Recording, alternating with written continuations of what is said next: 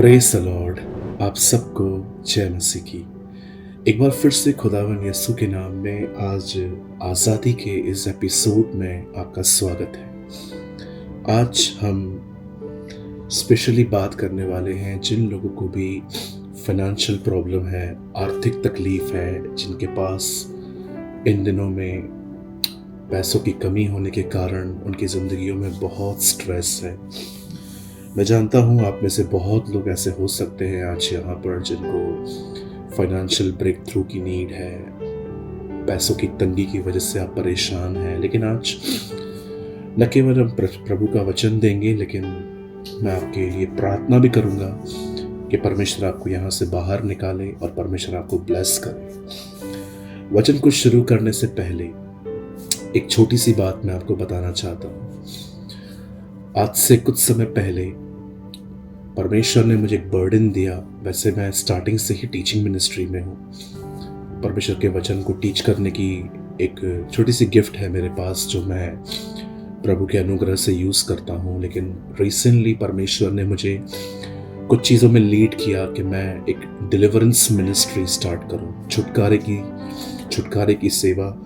और मैं आपको बताना चाहता हूँ, इसी चैनल पर हमारे और भी वीडियोस हैं जो आज़ादी के नाम से हैं, और ये सारे एपिसोड्स में सिर्फ डिलीवरेंस की बातें हैं। हम कैसे डिप्रेशन से, बीमारी से, पास्ट की गिल्ट से, बहुत सारी चीज़ों से हम कैसे आज़ाद हो सकते हैं, एडिक्शन से, शराब से, और भी ऐसी बहुत सारी चीज़ें हैं कि जब आप रात को सोते हैं और आपको बुरे बुरे ड्रीम्स आते हैं, क्यों होते हैं? ये सब डिमोनिक है, ये सब शैतानी है। और इन चीज़ों से हम किस तरह से बाहर आ सकते हैं, मैंने इन सब के विषय में बातें की है, और हर वीडियो के पीछे आपके लिए प्रेयर भी है। सो अगर आपने वो वीडियोस नहीं देखे हैं, आप जाके देख सकते हैं ताकि आपको छुटकारा मिले। आज मैं बात करना चाहता हूँ विशेष मेरे उन भाई बहनों के साथ जो इन दिनों में, मैं आपको गरीब नहीं कहूँगा, जी नहीं, आप गरीब नहीं हैं। हमेशा याद रखिए, कभी अपने आप को गरीब महसूस न करें कि मैं गरीब हूँ, वो अमीर है। मैं आपको बताना चाहता हूँ, इस दुनिया में सबसे अमीर लोगों से मैं बात कर रहा हूँ इस समय। You are the richest one.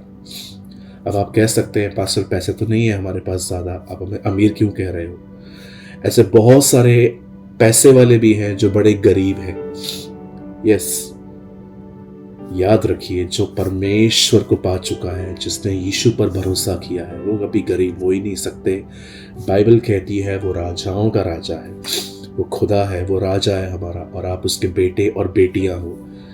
एक राजा के बेटे बेटियां गरीब नहीं हो सकते। हाँ, हमारे जिंदगी में पैसों की तकलीफ जरूर है, लेकिन कोई बात नहीं, परमेश्वर उसे सॉल्व करेगा। लेकिन पैसे आपकी अमीरी और गरीबी को डिसाइड नहीं करते।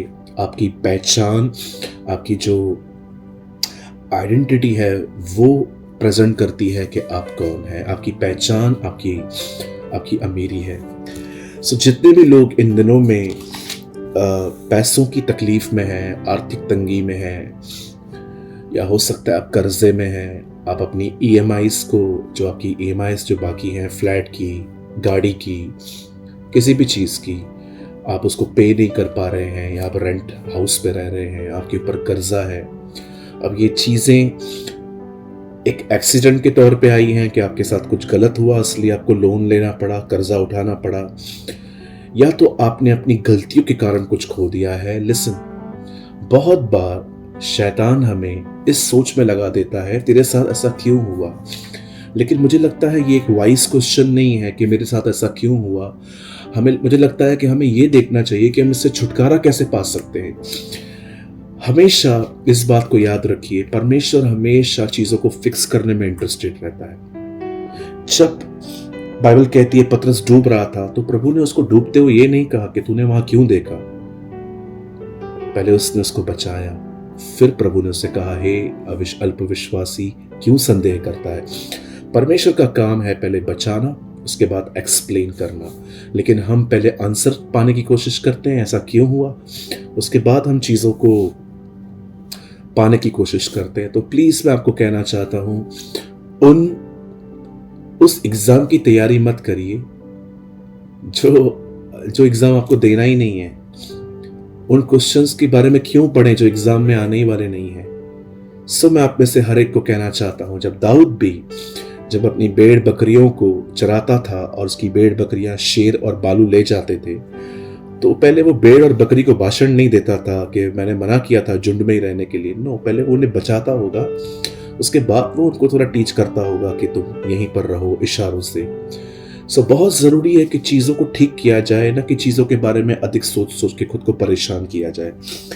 अगर आप चाहते हैं कि परमेश्वर आने वाले दिनों में आपकी जॉब और बिजनेस को ब्लेस करे, क्योंकि ये सोर्स हैं आपके पास पैसे आने के, तो मैं आपको कहना चाहता हूं, एक वचन मैं आपके सामने रख रहा हूं। ये मत्ती के 6 अध्याय में है और ये 33 में है। इसलिए पहले तुम परमेश्वर के राज्य और उसके धर्म की खोज करो, तो ये सब वस्तुएं भी तुम्हें मिल जाएंगी, ढूंढनी नहीं पड़ेंगी। यहां पर लिखा गया है, if you honour God, if you seek his kingdom, अगर आप उसके राज्य को ढूंढ रहे हैं, अगर आप उसकी तरह बन रहे हैं, तो आपको किसी भी चीज की चिंता करने की जरूरत नहीं है। आइए, मैं चाहता हूं आप सब बड़े ध्यान से सुने। आप में से कुछ लोग जॉब करते हैं, आप में से कुछ लोग बिजनेस करते हैं, और ये सोर्स है जहां से परमेश्वर आपको इनकम देता है, ब्लेस करता है। आप जानते हैं कई बार हम कर्जों में, और या तो हम कुछ चीजें ले लेते हैं जो हम किश्तों में उसके पैसे चुकाते रहते हैं। कई बार ये सब भारी हो जाता है। मैंने हमेशा अपने कलीसिया में सिखाया है कि अगर आपको थोड़ा कम लाइफस्टाइल में जीना पड़े तो जियो, लेकिन कर्जा मत उठाओ। कर्जा सिर्फ तब उठाना चाहिए एक व्यक्ति को जब उसके पास पैसे नहीं है और उसके परिवार में किसी की डेथ हो रही है, वो बीमार है, उसको तकलीफ है। यहां पर मुझे लगता है कि ठीक है, अगर आपको पैसे नहीं है तो आप कहां से लो।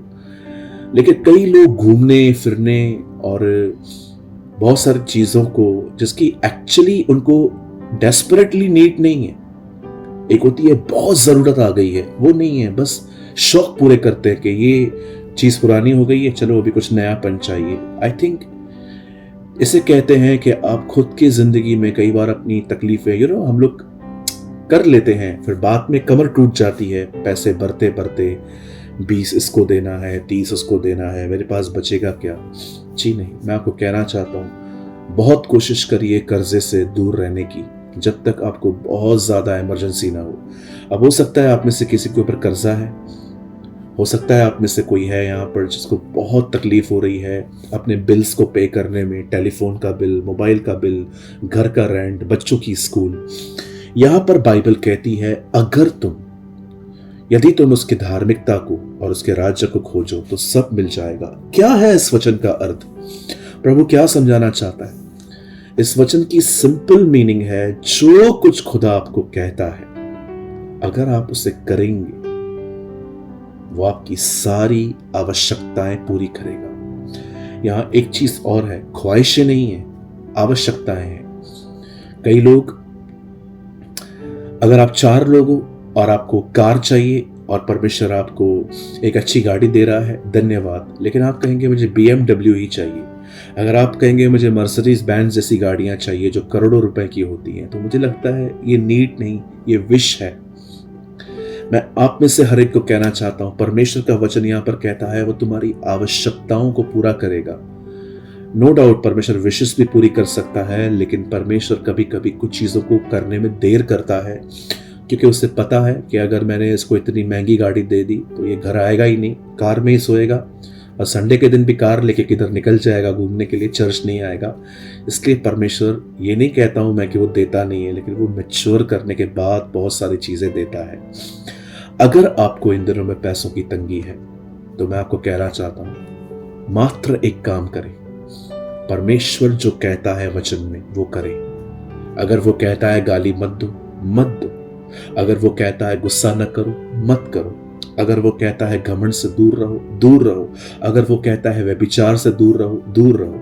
अगर वो कहता है झूठ मत बोलो, मत बोलो। आप कहेंगे ब्रदर मैं भी यही करना चाहता हूं, लेकिन मुझसे होता नहीं है। यहां पर बात आती है उसकी संगति के साथ।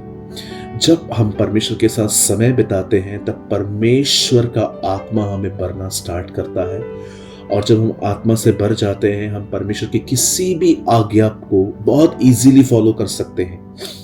आपने देखा जब मूसा प्रभु से मिलने पहाड़ पर गया जहां पर उसे 10 आज्ञाएं 2 पट्टियों पर लिख के मिली थी, क्या आपने इस बात को देखा? जब मूसा नीचे उतरा उसके मुंह पे किरणें थी, और ऐसी किरणें कि लोग उसकी तरफ देख नहीं पा रहे थे, और वहां एक वचन लिखा है, परमेश्वर से बातें करने के कारण मूसा का चेहरा चमक रहा था। आप जानते हैं जब आप परमेश्वर के साथ बात करते हैं तब परमेश्वर आपको अपनी सामर्थ्य से भरता है। जो परमेश्वर के पास है वो आपके पास हो जाता है, जैसे मूसा को उसका हिस्सा मिल गया। जब आप प्रभु के साथ समय बिताते हो प्रभु आपको अपनी आत्मा से भरता है, और उसी आत्मा से भरने के बाद आप प्रभु की आज्ञाओं पर चलते हैं और परमेश्वर आपको बरकत देना शुरू करता है। मैं आपको कहना चाहता हूं, मैं बिल्स कैसे पे करूंगा, मैं कर्जा कैसे उतारूंगा, ये हालात कब ठीक होंगे, कब मैं ब्लेसिंग पाऊंगा, इन सारे ख्यालों को दूर करके इससे बेटर है आप परमेश्वर के साथ चलना स्टार्ट करें।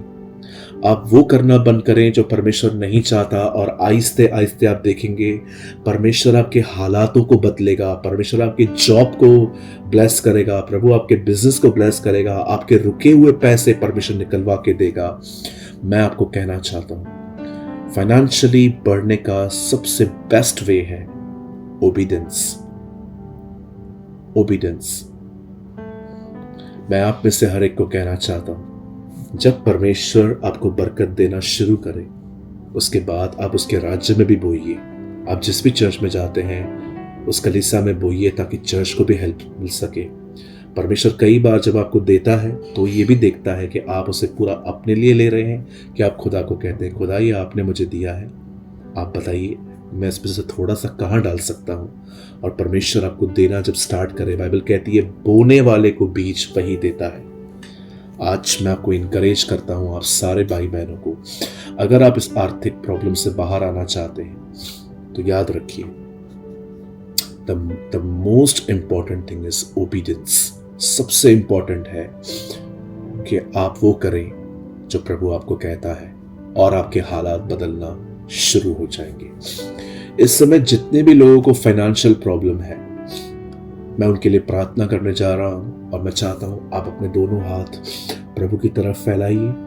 इस समय चाहे आप किचन में काम कर रहे हैं, आप अपने रूम में बैठे हैं, आप ड्राइव कर रहे हैं, चाहे आप पढ़ाई कर रहे हैं, चाहे आप कुछ भी कर रहे हैं, सिर्फ कुछ मिनट्स 2 मिनट के लिए अपनी पढ़ाई छोड़ दीजिए, सब कुछ छोड़ दीजिए और आइए अपने हाथों को खुदा की तरफ फैलाइए। मेरा विश्वास है प्रभु आपको स्पर्श करेंगे, प्रभु आपको छुएंगे, प्रभु आपको इन चिंताओं से मुक्त करेंगे। स्वर्गीय पिता परमेश्वर, मैं यीशु के नाम में प्रार्थना करता हूं मेरी हर बहन, मेरे हर भाई के लिए। प्रभु तेरा वचन कहता है यदि तुम मेरी आज्ञाओं को मानो, मेरी धार्मिकता की खोज करो, उस राज्य को खोजो, तो मैं तुम्हारी आवश्यकताएं पूरी करूंगा। बाइबल ये भी कहती है प्रभु, खुदा का कलाम कहता है मेरा परमेश्वर अपने महिमा के धन से तुम्हारी हर आवश्यकता पूरी करेगा। मैं दुआ करता हूं प्रभु तू इस समय जितने भी लोग फाइनेंशियली स्ट्रेस में है, खुदावन आप उन्हें पीस दे, उन्हें शांति दे, उनके चिंताएं निकाल दे। उन्हें पता है खुदावन कि ये गरीब नहीं है, ये राजा के बेटे हैं, और खुदावन हर आवश्यकता तो उनकी पूरी कर सकता है। मैं दुआ करता हूं प्रभु तू हर एक को पीस दे, हर एक को शांति दे, और यीशु के नाम से मैं दुआ करता हूं स्वर्गीय पिता इन्हें बरकत दे, इनकी जॉब और इनके बिजनेस को ब्लेस कर। मैं तुझसे ये मांगता हूं आज के बाद खुदावन इन्हें किसी चीज की घटी ना हो, इनके फेवर में ऐसे लोग खड़े हों खुदावन जो इनकी हेल्प करें। Bless them Lord, bless them, इन्हें आशीष दे खुदा। धन्यवाद तू ऐसा करने जा रहा है, यीशु के नाम से मांगते हैं स्वर्गीय पिता, आमीन, आमीन।